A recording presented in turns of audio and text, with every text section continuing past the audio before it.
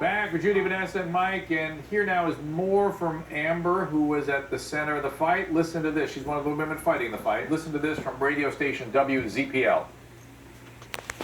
He's got a little crazy. I mean, he's a little crazy kid. My son has been a straight A honor roll student all year, his kindergarten year.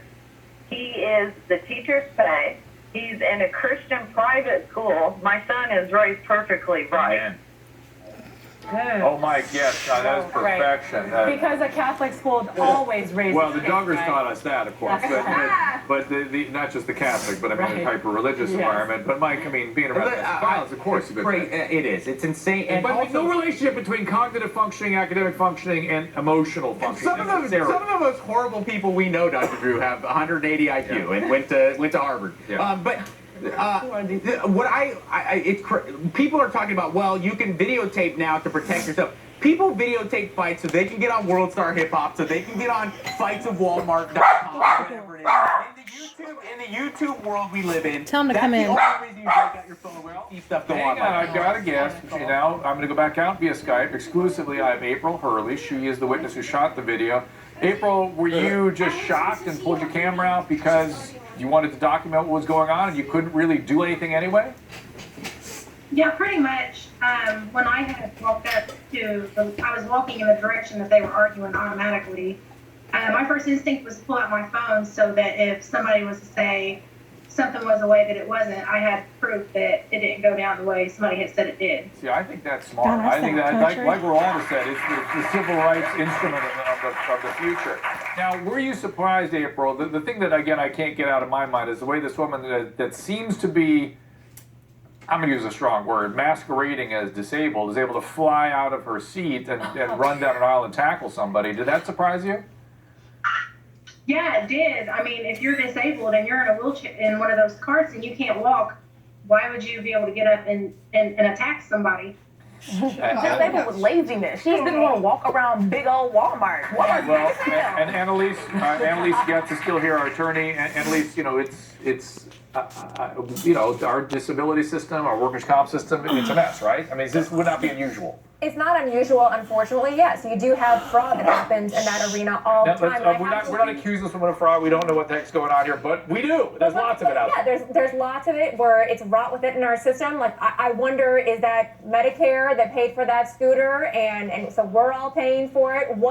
What physician signed off, said that she had a disability? Does she have a handicap placard in her car? Is she taking the spot of someone that actually is disabled, which in some states can be a felony if you mislead an application on those handicap. And Mike, when you and I think of something, we see people in the chairs like that too. It's something that's really a serious problem. I chant about all the time. Yes, and what, someone in the audience was talking about this during the break. What if there's a veteran there who has his leg blown off and he can't get a scooter because this fat bitch is trolling around? I wasn't thinking about that.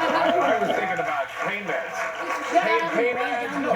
Pain meds can render somebody like that legitimately. They can't move around their pain meds. People's ambulatory efficiency has been compromised to the point that they need those motorized scooters. It's serious. So for someone who even has the ability, regardless of how much pain she may have been in, let's say she truly is handicapped in some way, to get up and go for it. I mean, let me remind you, like an 11-minute fight, that takes serious cardio. I mean, she's pushing it. I mean, that was a serious brawl. I don't care. The ring is 3 minutes, guys. 3 minutes. People truly need those scooters. Yeah. They don't have that ability. Right. You know what I'm saying? All right, let's go to the audience. Yes, ma'am. Dr. Drew. So I actually have a comment.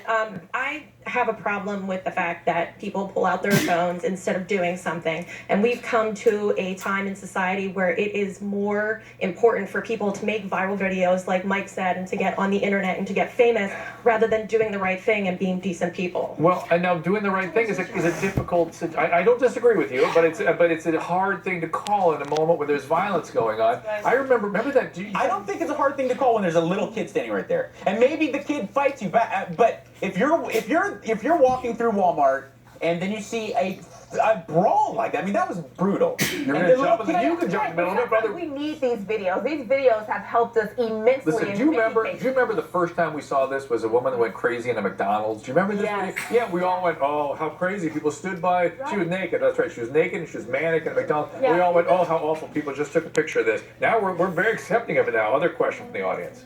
I just think the whole thing is completely ridiculous. I mean, I would never put my child in that position whatsoever, and I would just be like, I mean, I would defend myself if somebody was attacking me, but if my child was in that position, I would just walk away. And I think if your child is like a minion, you know, like you don't tell your child to go do something. Well, right, and I think people should be acting differently, especially when their children are around. And in fact, this mother tried to engage her child in violent behavior. And we see this type of generational transmission all the But time. here's the deal. It's so crazy that we all look at this and we talk about the fight. We don't talk about exactly what she brought up, which is the healthy thing to do. What happened to turn the other cheek? Isn't it? We're always supposed to be a Christian society. Hey, April, I want to get your last comment. Go ahead. You know, what I wanted to say was, you know, sometimes the crowd might pull out a video and record because they're not able to get in an interview. Exactly. Like, in my case, I had just had surgery, and I have incisions on my stomach that I didn't want to bust open, so I'm not going to get involved. Let alone, if I was to get involved and try to split the women up, then one of them throws a punch at me. Next thing you know, I'm punching somebody, and we're all going to jail. You know, and it's interesting, April, so we have three licensed people here. We have an attorney, we have a physician, we have a therapist. None of us could recommend that you get involved with that, right? Absolutely not. We could not, right. So she did the right thing by not getting involved. Call, bring in authorities, They do more did. Took them 20 minutes to get the cops. They could. Then Walmart has their policies. security. There's something more than what actually happened. Supposedly the security was changing guard, but there was 20 minutes in there where nobody was. What is it, Buckingham Palace?